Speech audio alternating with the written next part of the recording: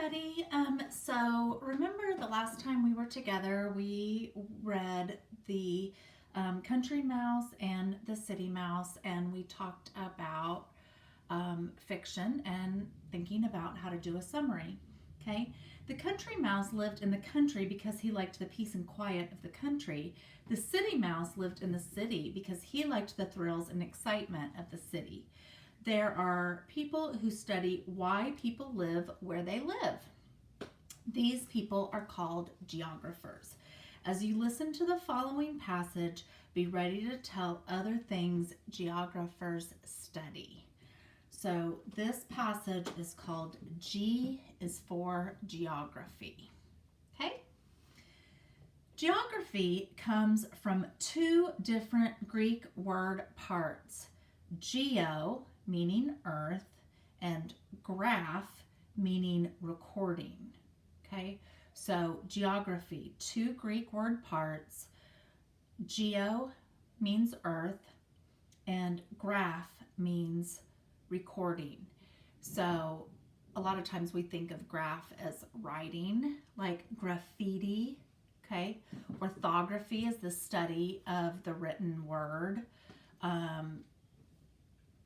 Trying to think of other words that you guys might know that have those. Okay. The ancient Greeks were very interested in the earth and how it could be recorded for people to see. The Greeks were geographers, people who recorded the earth. Today, there are still geographers who look at the earth and try to make connections in four ways. Okay. Geographers look at the earth in terms of location. Where are people and places located? Are those close by or far away? We've been dealing a lot with location of the coronavirus, right? A lot of times we'll see the world map and we will see what's happening in those locations. Okay. Geographers also look at the earth through relationships. How do places affect the way in which people live? Why do people live in certain places?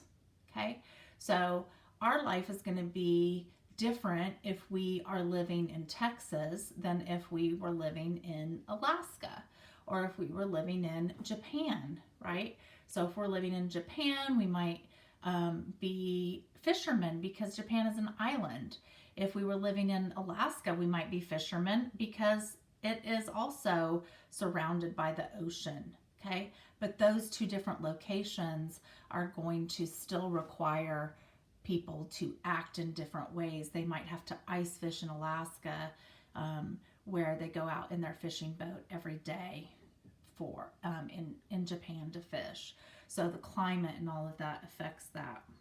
Okay, so location and relationships. Relationships were how do the places affect the way in which people live, and why do people live in certain places?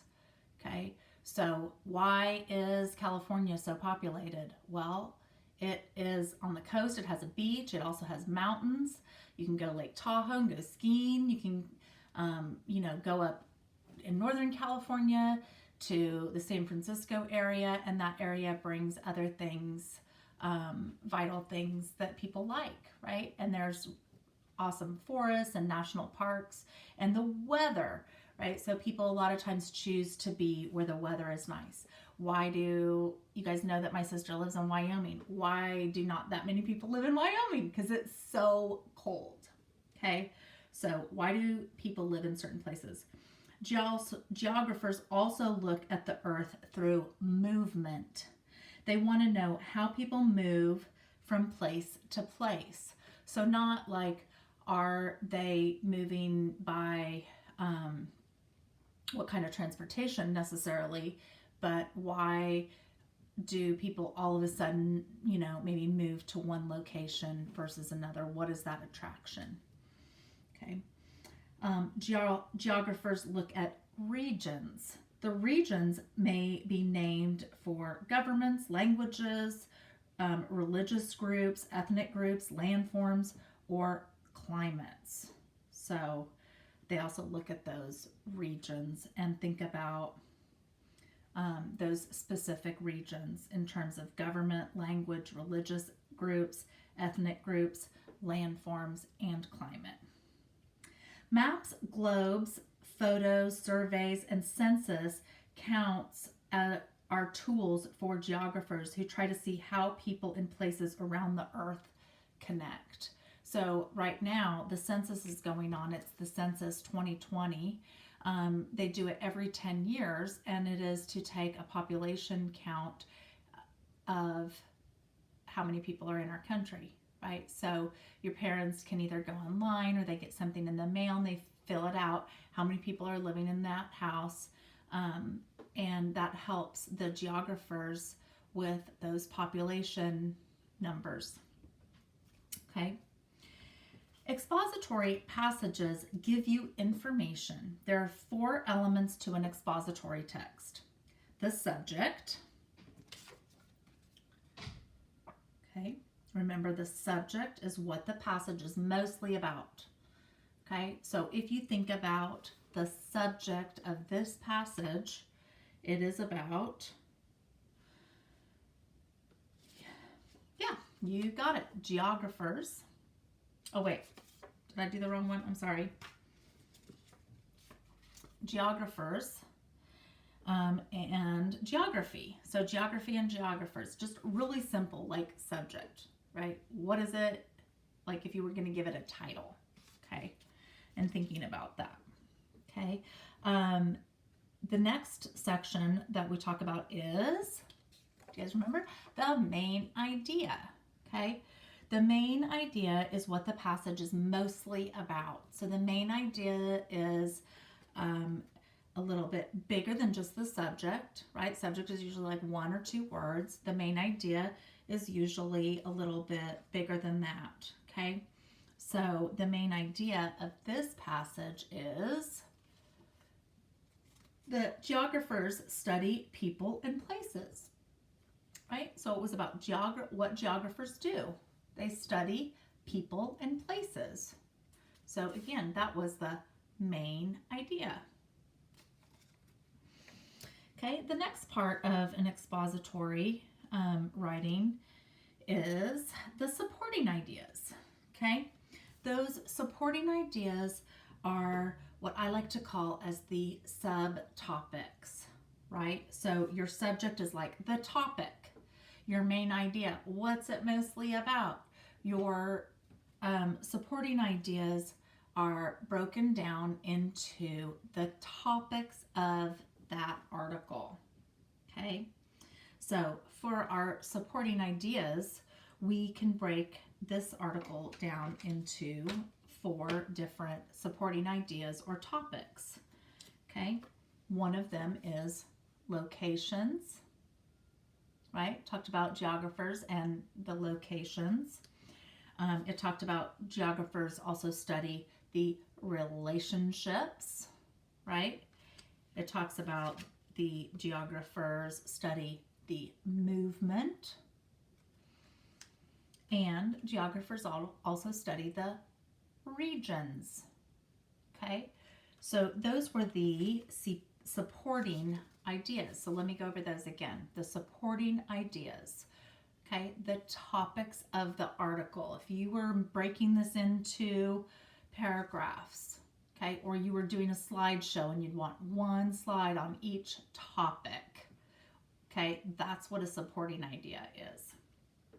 Okay, so supporting idea, again, we had 4 for this one: locations, relationships, movement, and regions. Okay, then the next part is the details. Details tell more about the supporting ideas. Okay, so when we are building a card pyramid that will outline these elements, you have to think about the expository passage you listen to and find the elements to help you summarize it. Okay, this is a card pyramid is a really great way for you to organize your ideas for an expository text. Okay, so our last section is the details. So if we think of our supporting ideas, okay, topics, what are the details of each of those topics? Okay. This is like your little subheadings. Your main topic is your subject. Okay. Your main idea, what it's about. Then you have your supporting ideas, breaking it down. Details are going to be those little things that we talk about, those facts, and the things that we learned within that passage. So let's talk about the details. Okay. So the supporting idea, one of them was locations. Okay. So what would a detail, because I can't hold these all, I'm going to do this. What would a detail be about the location?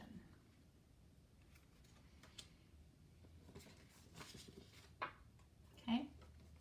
So when they talked about the location, they said, geographers look at the earth in terms of location. Where are people and places located? Are they close by or far away? Okay. So a detail would be where something is, and if something is near or far. Where is its location? Where is it? Okay, where's the location of your house? Where's the location of Highland Park? Where's the location of where your grandmother lives? Okay, and is it near or far? So just thinking about that in terms of a geographer's study. The next supporting idea, okay, is relationships. Okay, so what did the passage say about relationships? How do places affect the way in which people live, and why do people live in certain places? Okay, so here is our detail. How places affect people and why people are where they are, right? So how does it affect you if you're living in Alaska? And why people are where they are? So are they there because there's water, a good source of water and a good source of food? Are they there because there's beautiful weather? Okay, so they study those reasons that people are in certain places. Okay.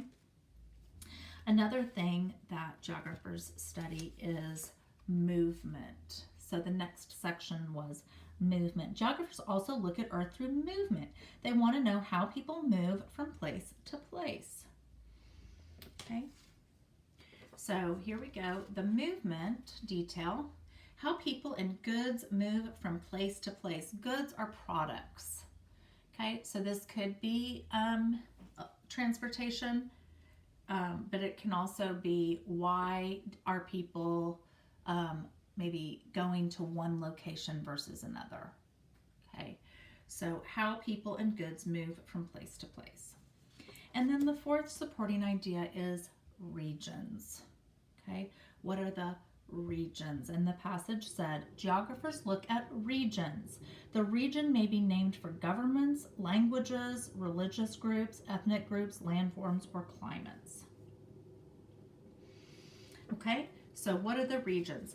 Areas with names, and the names are for governments, religious, and ethnic groups, landforms, right? So a region may have a name that is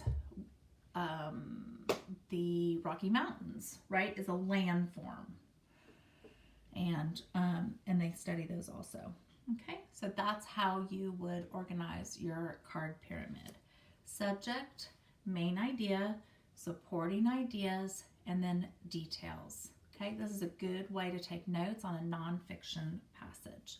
There is a little Google form that has some questions on it, and I haven't figured out how to do the answer key, so I don't know. Hopefully you guys will be able to do it, and I'll just be able to give you feedback on that Google form. So talk to y'all later. Have a good day.